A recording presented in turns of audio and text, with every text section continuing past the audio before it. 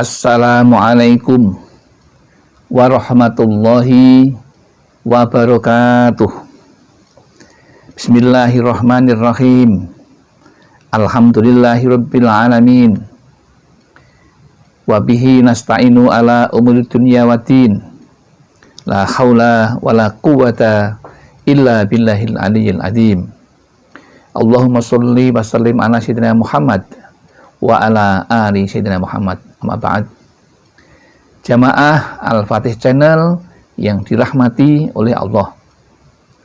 Pertama, mari kita mulai pertemuan kita kali ini dengan mengucapkan rasa syukur kepada Allah atas limpahan rahmat dan nikmatnya, sehingga pada kesempatan yang baik ini kita dipertemukan dalam keadaan sehat walafiat tanpa halangan suatu apapun. Oleh karena itu, mari kita syukuri dengan membaca kalimat tahmid Alhamdulillahirabbil alamin. Sholawat dan salam semoga tercurah keharibaan Nabi Muhammad Sallallahu Alaihi Wasallam, Nabi yang kita rindukan syafaatul uzmanya ketika kita di dunia dan di akhirat nanti. Selanjutnya, izinkan kami untuk berbagi kepada saudara-saudaraku tentang ilmu yang mudah-mudahan ilmu itu akan membawa kemanfaatan dan keberkahan kepada hidup kita. Adapun yang ingin kami sampaikan adalah yang berjudul kisah inspiratif.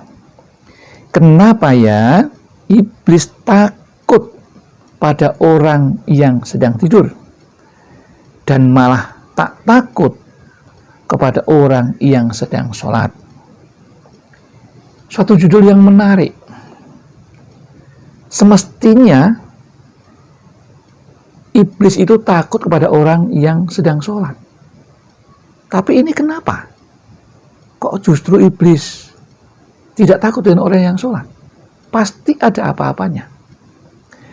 Begitu pula dengan iblis yang tidak takut, yang takut pada orang yang sedang tidur, itu pasti ada apa-apanya.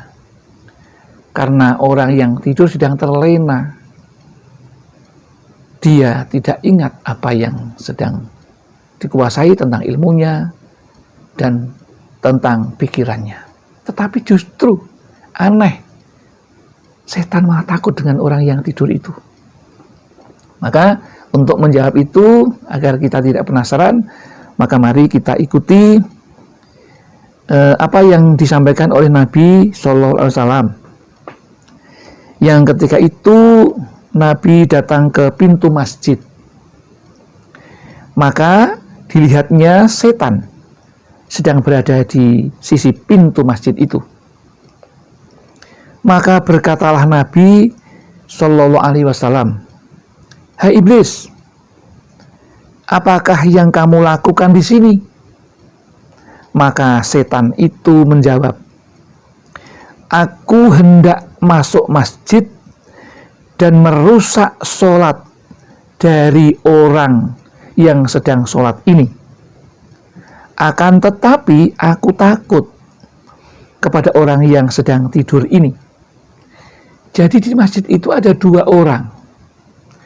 Yang satu sedang tertidur di masjid,